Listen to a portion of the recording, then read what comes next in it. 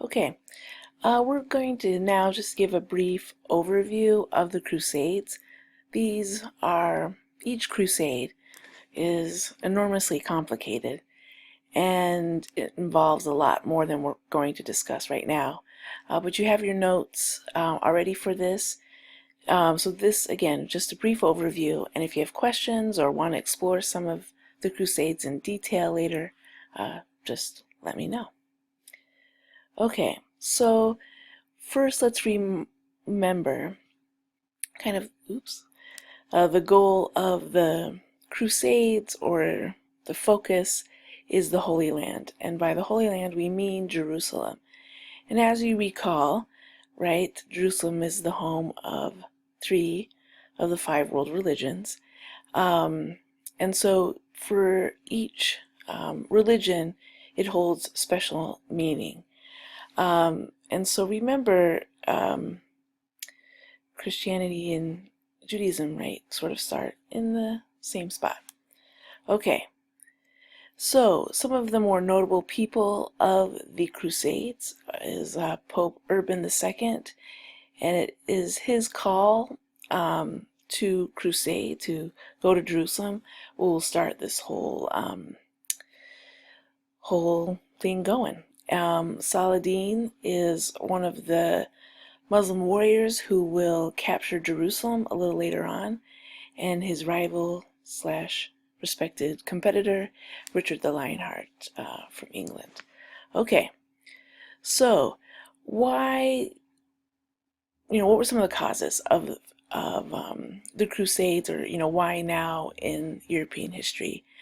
Partly we have this growing class of landless knights, a lot of second sons, mercenaries, soldiers for hire, or disinherited nobles. Remember, at this time and through much of European history, the oldest son inherits everything, and so when the father dies, so the second sons have to look elsewhere for occupation. So you had some people on the move without something to do, and then we reach a time in European history where some of the higher nobility could fund these adventures, right, with the armor and the weapons and transportation, due to some of that agricultural technology we talked about last class. Okay, another cause is the Seljuk Turks, and this is their empire, and the dates of their rule have now, have occupied Jerusalem, right, the Holy Land. And that's going to maybe bother some of the European Christians, or I should say Catholic Christians. So also they stopped allowing Christians to make a pilgrimage to the holy city of Jerusalem. And they were also kind of a rival to our friends, the Byzantines, right? Okay, so the First Crusade, as I mentioned, is launched by Urban II, and this is a painting probably from the Renaissance, of this great speech where he puts out this call. And a lot of people answer it. In fact, I think the Pope and others are surprised by the popular support of the Crusades. And he starts to kind of, in this speech, there are kind of these reasons that I think we're always going to see this battle in the Middle Ages between the power of the church and the power of kings. And so we start to see how he's sort of making himself the power here in Europe. So they're not very prepared, but they go anyway. And so you can see it takes 3 years, and lots happens in these 3 years. But this will be the only successful crusade. They will actually capture Jerusalem. But one thing that remains is these crusader states.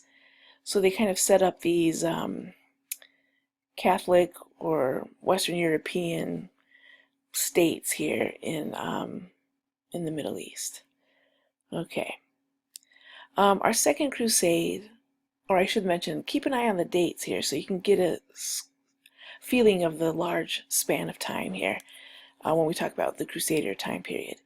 So one of the Crusader states falls, and so a lot of the French and German kings kind of want to answer to that. This is Saint Bernard, a Benedictine monk, I think. I should check for sure. But he also, you had religious leaders like preaching this as a good thing, right, to go on these crusades. So here's a map of some of their paths into Jerusalem, but ultimately these kings will be defeated by the Muslim armies. And as we see that it takes years, I should say I feel like a lot of killing goes on. They don't just kind of march peacefully into Jerusalem, but I feel like they sometimes can cause trouble along the way. And often they're looking at this idea of a holy war, and so people who are not Christians, right, especially many Jews in Europe at different times will be massacred on these various crusades. The Third Crusade may be the most popular, but this is led by Richard the Lionheart. You may know him from such things like Robin Hood. And so he comes with other kings, Philip II of France and Barbarossa, Frederick Barbarossa, I think, from some of the German states. And so they take off to go to Jerusalem. And by this point, this great warrior, I guess, Saladin, has taken Jerusalem.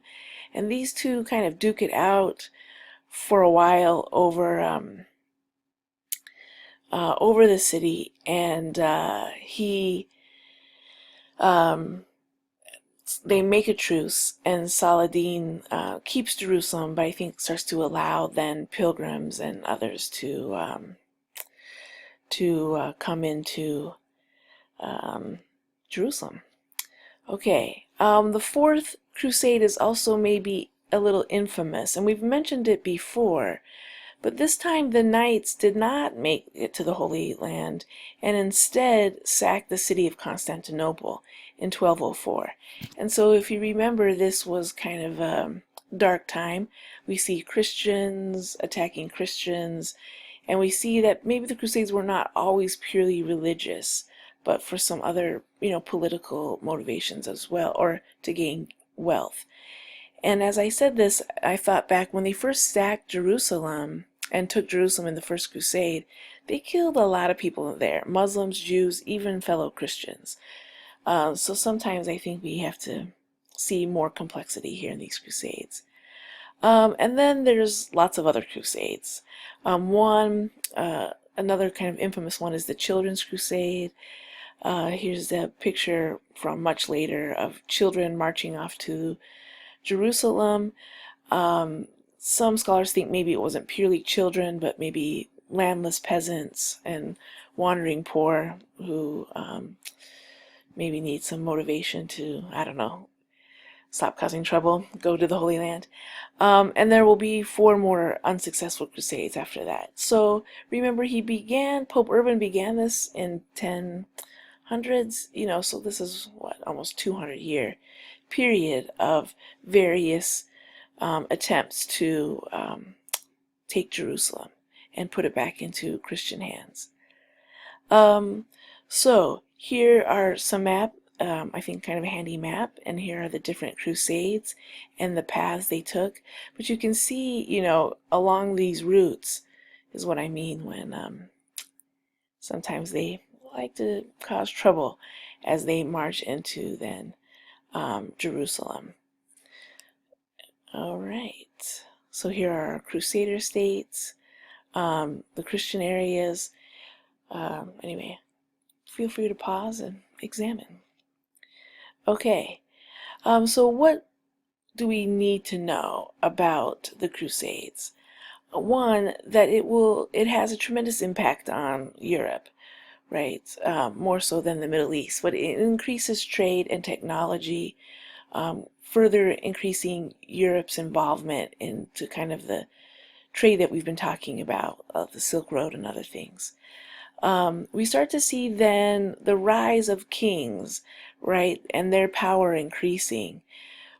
remember, we'll talk in a little bit that there's not a lot of nation states or not a lot of centralized authority, but that's kind of increasing at the same time as the Crusaders. So if the king's power is rising, that means the power of the Pope and nobles or the aristocracy are starting to decrease. And of course, we've mentioned this before, but it weakened the Byzantine Empire, especially after the sack, excuse me, of 1204.